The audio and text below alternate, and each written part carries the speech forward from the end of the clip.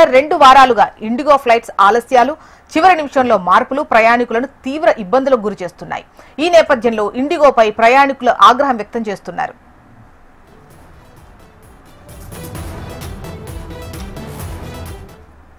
IndiGo flights లో ఆలస్యాలు, sudden gate మార్పులు, boarding నిలిపివేత, సిబ్బంది నుంచి స్పష్టమైన సమాచారం లేకపోవడం ఇవన్నీ ప్రయాణికులకు పెద్ద సంక్షోభంగా మారుతోంది.